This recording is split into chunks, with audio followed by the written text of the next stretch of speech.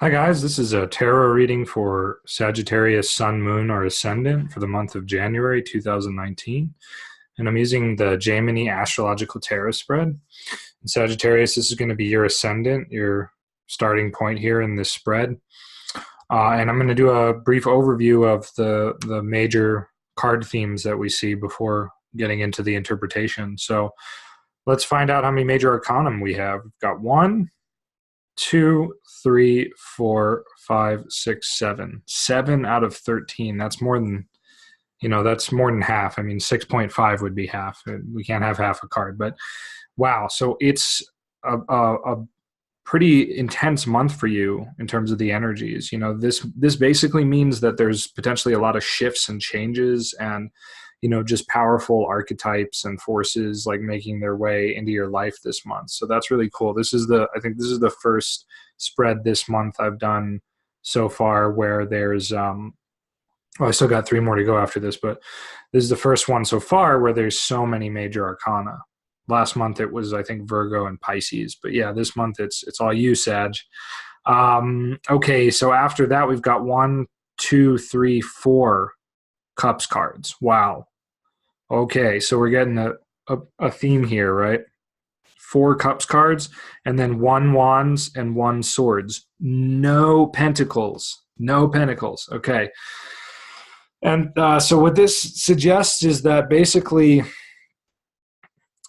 it's a heavily emotionally charged month, right? There's this heavy-duty theme of emotional change or transformation or upheaval or whatever. That's kind of what we're seeing there with cups combined with major arcana. Some major life themes, life lessons that are going to be hitting home emotionally on some level. And no pentacles, no pentacles. So what the heck does that mean? Well, that could mean a couple things. That could mean that this isn't something that's grounded in reality. Like it's not going to be something that really takes place physically. It's more internal.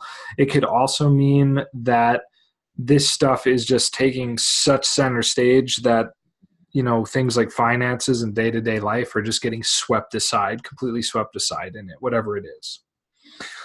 At the center, the King of Cups, right? So emotionally speaking, pretty empowering card. It's also kind of a call to be very to sort of control one's emotions, not like rigidly control, but control just in the sense of being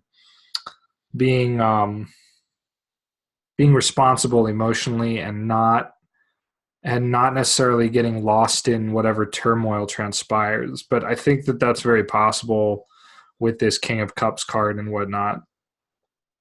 In your ascendant, you have the Knight of Wands, aspected by the Queen of Cups, the Magician, and Justice. So, Knight of Wands is very much somebody who wants to explore things and go on an adventure and face things head on. So, on some level, you're facing something head on here, and it could be the Devil card, which is basically in the second house could easily refer to debt or kind of a contract of some kind, perhaps a contract that needs to be broken or something like that. So we definitely have you tackling whatever fears and sort of enmity may be arising around or because of finances and getting what you need to just live, basically. Strength in the 12th house, unfortunately, a lot of your strength is being sapped. A lot of your energy is sort of just getting lost in the wake of this turmoil, this battle, this kind of a thing. But you're taking on something big this month. You're really taking on something big, and it may be something, again, that's very emotionally challenging and stressful. With Justice aspecting, you definitely are doing this either out of revenge or vengeance. There's this desire to really set things right, to balance things out. If justice is the card of cosmic balance, the devil, in a sense, is the card of cosmic imbalance, or the vacuum that gets created when things are not resolved. The vacuum that sucks in everything. Oftentimes that vacuum is filled with our own negativity and whatnot.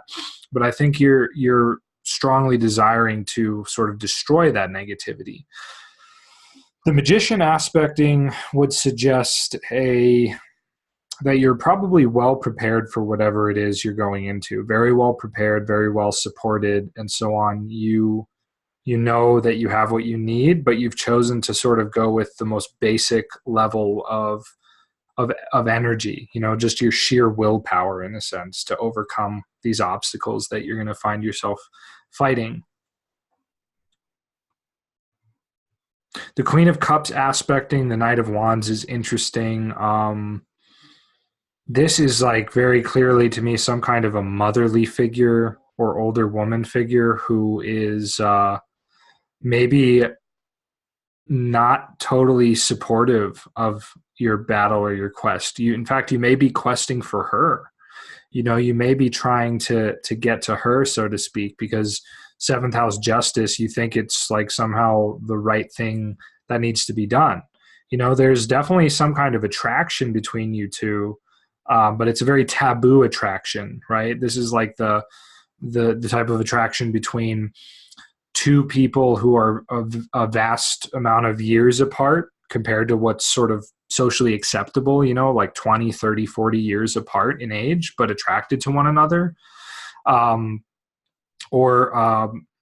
Or it's a secret attraction, like an affair, because it's, again, something taboo.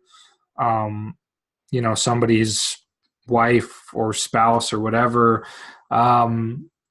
It is very possibly an obsession as well. There's kind of an obsessiveness. And so I wonder, too, if you're trying to rescue this person or something like that, or if you're trying to somehow conquer the darkness that's arising from this attraction. It's hard to say, but you're going into the fray on some level this month. You're just stepping into the unknown there, whether other people approve of it or not. You're just kind of going full force. But again, you might sap some of your strength, and that, kind of concerns me. In the third house, the Two of Cups is definitely a strong desire nature this month, a strong passion and desire for this other person, whoever they are. And so that's something to keep in mind. But then the seventh house is justice, which is kind of potentially a barrier, just like these cards are between you and this person. This is some kind of a barrier, definitely a barrier. It just doesn't show things quite working out, and you are going to have, if you continue blindly forward, not only will you sap all of your power, but you will sort of face a very harsh reality as a result of that, or partly a result of that. Some of you are not totally facing reality. You're so obsessed with this devil card, what this kind of means, this whole attraction and subversion of things. So, put one foot forward, not both feet forward at the same time, right? Excuse me, one after the other.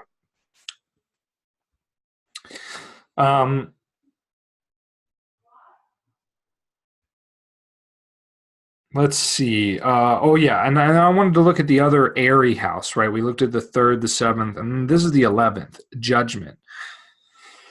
So this is kind of like a wake-up call in a sense, when it comes to your highest desires and that sort of thing. Like the frustration that's potentially mounting here is going to culminate in some kind of like rude awakening about, okay, what do you actually really want to do in life? What are you actually really concerned with? And are you even heeding your destiny? Or are you just kind of fooling around in that sort of a thing?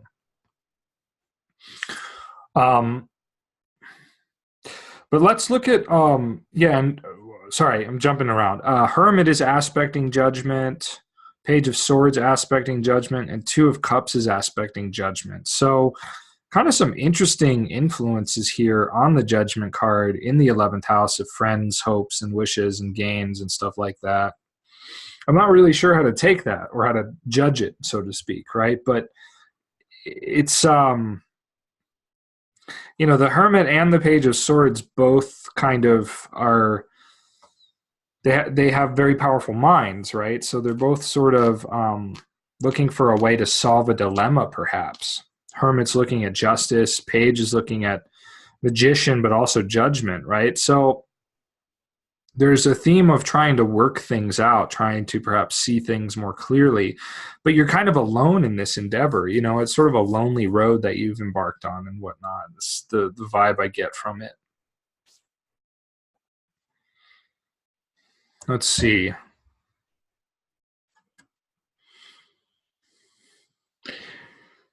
In the 5th, you have the Three of Cups, which is generally auspicious for fortune and things like that. Strength, and the Two aspecting is supportive. The Page is sort of neutral. But what this gets at is that there's a lot of potential for just kind of being joyous and enjoying life and stuff like that this month as well. But I think you're kind of equating it with like solving your dilemma with this relationship, emotional stuff, whatever it is, with these contracts, with all of these things, desire and attraction, repulsion and hatred and all that kind of theme. It's kind of getting lost in there. So again, I think friends can be supportive to you for sure. But I'm concerned with you getting too caught up emotionally in this theme of relationship and partnership, being too obsessed with finding happiness in another person instead of finding it more on your own and that kind of a thing. In the 8th house, we have the Hierophant, which is something taboo to do with traditions again. It's kind of, the Hierophant and the Devil are both 5 cards. They oppose one another in a sense too here. They're, house 2, house 8, so as an opposition, but they literally complement one another too in the scheme of the major arcanum by being both 5 of their respective cycles. So on some level, I guess what I would say is coming up with that relationship is just the theme of what's acceptable and what's not acceptable in terms of the status quo. And can you explore that? Can you get beyond that? Can you see through the facade or the superficialities of that? Because the Devil card is not evil. It's a card that really beckons us to look into the shadow realm, the realm that of things that we have not confronted, right? Vices, phobias, and it beckons us to real wisdom, right? Whereas the Hierophant sort of is the superficial level of that. It talks about it, but to prepare you for it, but it's not it. It's not that dark night of the soul kind of a thing. So there's maybe some reluctance to rely on certain teachings or to heed certain warnings as well. And the Page is kind of showing in the 9th house like a skepticism toward that. The Page is showing an intense skepticism, and the 2 here in the 3rd house is just showing kind of a burning desire, burning desire for pleasure or for union with this person, whoever this is. And this is kind of a depressed person in the sense who maybe escapes into parties and things like that. They just don't, to me, they don't appear necessarily too happy and that sort of stuff. They're sort of apathetic. So, you really know how to pick them there, Sagittarius. That's all I got to say. Let's see what's aspecting the 9th house, just out of curiosity, right? The Devil, kind of feeling angry and maybe having a victim mentality about your place in the world and God, seeing more the evil than the good in the world. 3 of Cups aspects and Judgment aspects. So being, really judgmental, really pompous, almost trying to see yourself as being even like really important, or that you're doing something that's really grandiose. With the Three of Cups aspecting that ninth house, it is sort of the one influence that is like a ray of hope again. It's kind of just like, just chill out and just have a good time, take some risks, be creative, be joyful, spend some time with your kids or with kids in general. If you have, children in your life in any way, could be your friends' kids that you babysit for. What, you could work at a daycare or whatever, but just do something to be more joyous. Don't be so serious. I think that 3 is really, like I said, it's a ray of hope here. 10th house, we have the Magician. Very powerful card for career matters. It could be the beginning of a new business venture, a new series of actions and activities that are going to take you pretty far. It has pretty good aspects on it from the 4 cornered cards, all very powerful cards: Queen, Knight, Justice, and so on. So career wise, I think you can get a lot done this month, and move a lot of things along, whatever projects you've had, and that kind of a thing. So, keep that in mind. That's pretty cool. That's pretty empowering. You have the potential to really like play around with what you want to do in life and so on.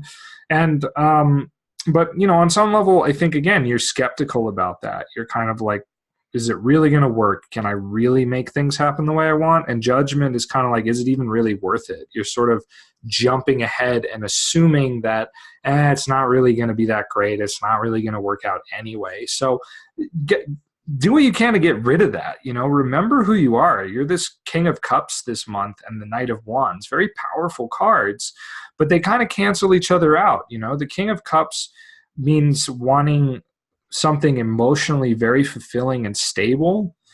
And the Knight of Wands is all about just conquest and just taking whatever he wants and that sort of a thing, without regard for how it affects himself. Even like it he can be very noble and wanting to like help other people and stuff, but he's gonna let himself get swept up in that battle. And that means too that it could be emotionally kind of draining or something like that, and especially with the Strength card here, it's just draining in general.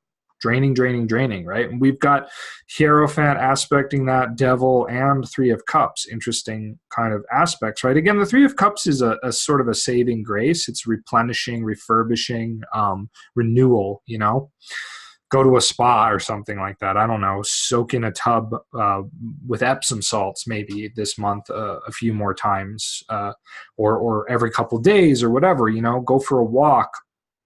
But yeah, the Devil and the Hierophant is kind of like, there's this theme too of just trying to escape from this conflict in a way, even while you're confronting it. You're confronting it to try to destroy it, right? But with this mixture of Devil, Hierophant, and Strength here, I'm getting this theme too, that behind that, right, by trying to destroy it, you're not really actually wanting to confront it. You're just wanting to get it out of the way, but you're not wanting to understand it. And you need to understand it before it can be done away with. Because I don't mean understand it like mentally and intellectually, but you need to look at it as it is without any kind of judgment or preconceived notion, right? And not just escape into something else here, some kind of power grab or trying to master it or whatever. You need to see what it is, and in seeing what it is, clearly the solution to the problem will present itself on its own, just like that. And again, this is not necessarily a mental thing. It can be a viscerally felt thing where you just feel the problem subside, right? Or it can be a mental thing if it needs to be like, oh, okay, now I know how to solve this very specific problem. I just have to do X, Y, and Z. So that's kind of the final message of this spread, I think. And to sum it all up, it's like, a lot of big themes of like contemplation, judgment, spiritual seeking for sure, but trying to destroy obstacles rather than understand them. And there's this theme of like a lover or relationship, or trying to achieve some sort of emotional completeness, right? King and Queen complete each other. So maybe you're trying to become something you're really not, right? Knight in the beginning, King at the end here. They're different suites. I'm not sure. It's like almost trying to like conform to this vision of maybe what you think this person would like or fall in love with too. But in all of this, there is a profound sort of spiritual seeking going on too that I only touched upon, right? The hermit, the hierophant, the devil, the magician, judgment, right? These are all coming together in a way that is suggesting some kind of crisis in consciousness or need to look beyond what one has been taught or when one thinks is right and wrong, and that kind of a thing, to really really find the light, find the truth in it and find the balance and so on. So kind of a big month for you, Sagittarius. And, I hope this was helpful. I hope you have a good month, and I hope that you derive, again, some benefit from this in what's coming up ahead. So please hit like and subscribe, share this video if you liked it or enjoyed it or whatever, and check out my website for individualized readings where we can go more deep one-on-one and it won't be as general and so on. All right. Otherwise, again, have a great month and a great new year.